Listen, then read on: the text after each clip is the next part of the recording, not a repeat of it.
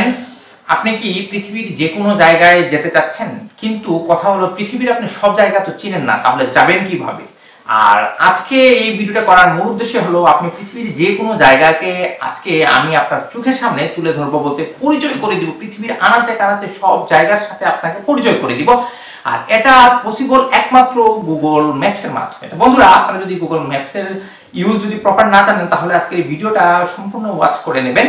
আর Google maps সম্পর্কে যদি আপনি জানেন, তাহলে তো আর কোনো বলার অপেক্ষা নেই। তো চলুন কথা না বাড়িয়ে গুগল ম্যাপসটাকে কিভাবে প্রপারলি ইউজ করে আপনি আপনার গন্তব্যস্থানটা আপনি খুঁজে পাবেন, এটাই আজকে আমি এই ভিডিওতে দেখাবো।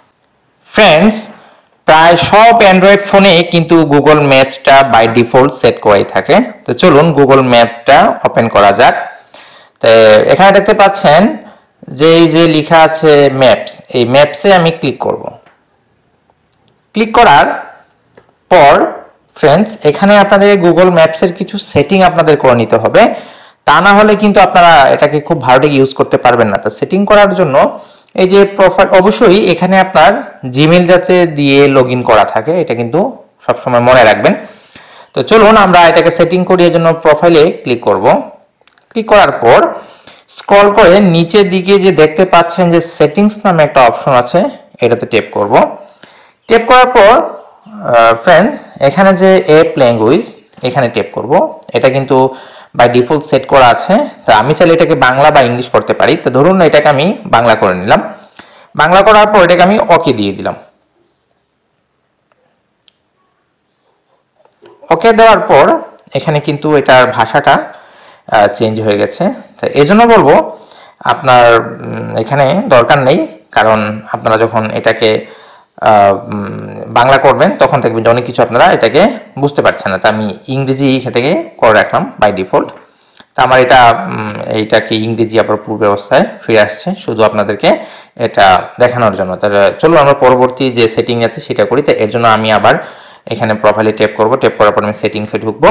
সেটিংসে ঢোকার পর এখানে আপনারা একটা জিনিস মনে রাখবেন যে এখানে আমাদেরকে অবশ্যই ডিস্টেন্স ইউনিট, এটাতে ট্যাপ করব। ট্যাপ করার পর ফ্রেন্ডস, যেহেতু আমরা বাংলাদেশে থাকি, তাই এখানে আমাদের বাংলাদেশে সবসময় যে হিসাবটা করা হয় এটা কিলোমিটারে। আপনি যদি অন্য কোনো কান্ট্রি থেকে দেখে থাকেন, তাহলে আপনার যদি কান্ট্রিতে মাইল থাকে তাহলে আপনি মাইল সিলেক্ট করবেন। যেহেতু আমি বাংলাদেশি, তাই আমার জন্য কিলোমিটারে সিলেক্ট করে ফেললাম। সিলেক্ট করার পর এখানে আরেকটু স্ক্রল করে নিচে যাবেন, দেখতে পাবেন যে শো স্কেল অন ম্যাপ। এটা when zoom in and out, এটা অটোমেটিক বাই ডিফল্ট দেওয়া থাকে। এটা যা আছে তাই থাকবে। এটা ক্যান্সেল দিয়ে দিলাম। এরপর ফ্রেন্ডস, এখানে আছে নেভিগেশন সেটিং, এইখানে ক্লিক করবেন। ক্লিক করার পর দেখুন এখানে যে এটা যে ভলিউম আছে এটা নর্মাল করা আছে, এটা নর্মাল আপনারা থাকতে দিবেন। যদি আপনি চান যে লাউড, তাহলে আপনি লাউডে ক্লিক করেন। যদি আপনি কোনো ভিড় যুক্ত জায়গা থেকে যদি গুগল ম্যাপ আপনি চালান, তাহলে আপনি লাউডে আপনি এখানে দেখতে পারেন। আর এখানে সবচেয়ে আরেকটা গুরুত্বপূর্ণ হলো যে আপনি যদি এখানে ভালোটি একটু লক্ষ্য করুন, তাহলে প্লে টেস্ট সাউন্ড, এখানে আমি একটা ট্যাপ করছি। This is what it will sound like when navigating with Google Maps. তা ফ্রেন্ডস, এখানে আপনারা দেখতে পেলেন যে এটা আপনার ট্রাফিক আছে কিনা, বা আপনি কখন শুরু করবেন, বা আপনি যাচ্ছেন কিনা, এটা আপনাকে সাউন্ডের মাধ্যমে জানাবে। তা আমাদের এখানে মোটামুটি আমাদের সেটিং শেষ হয়ে গেছে বন্ধুরা। তাহলে আমরা এখান থেকে ব্যাক করে আমরা ফিরে আসলাম পূর্বের জায়গায়।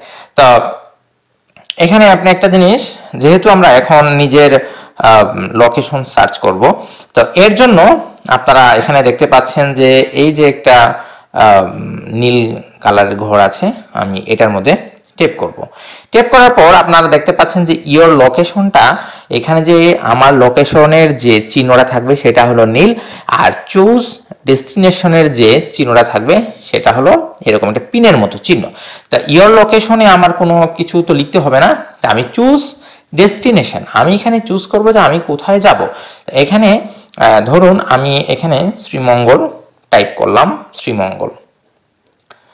শ্রীমঙ্গল টাইপ করার পর দেখুন এই যে আপনারা দেখতে পাচ্ছেন যে এই যে নীল কালারে, সেটা কিন্তু আমার লোকেশন। আমি বর্তমানে আছি তেলিয়াপাড়া, মাধবপুর উপজেলায়। তো এখান থেকে আমার শায়েস্তাগঞ্জ এগুলো সব পের হয়ে এই যে দেখাচ্ছে তীর চিহ্ন দেখতে পাচ্ছেন, লাল তীর চিহ্ন, এটা হলো শ্রীমঙ্গল। এই মানে আমার নিজের লোকেশন থেকে আমার শ্রীমঙ্গল যেতে এখানে সময় লাগবে 1 ঘন্টা 19 মিনিট। তো ফ্রেন্ডস, এখানে আরো কিছু জিনিস আছে যেটা আপনাদেরকে অবশ্যই বুঝতে হবে। এটা যদি আপনারা উপরের দিকে একটু যদি লক্ষ্য করেন, এই যে এখানে কার আছে, মোটরসাইকেল আছে। তা আমার যেটা বর্তমানে যে যানবাহনটা সেটা কিন্তু মোটরসাইকেল দিয়ে এখানে শো করাচ্ছে। আমি যদি এখানে নিজে পার্সোনাল কারে যাই, কারে টেপ করি, কারে টেপ করার পর আপনারা এখানে দেখতে পাবেন এখানে সময়টা চেঞ্জ হয়ে গেছে। গাড়িতে যাওয়ার পর এখানে সময়টা চেঞ্জ হয়ে গেছে। আমি যদি এখান থেকে হেঁটে যেতে চাই তাহলে আমার কত সময় লাগবে, 12 ঘন্টা 8 মিনিট। যদি আমি এখান থেকে হেঁটে যেতে চাই তো আমি এখান থেকে আমার কারেই যাবো। কারে গেলে আমার কত সময় লাগছে, 1 ঘন্টা 13 মিনিট। এটা খুবই একটা চমৎকার। তা ফ্রেন্ডস, এখানে আপনার আরো কিছু জিনিস আছে যেটা আসলে জানা খুবই দরকার।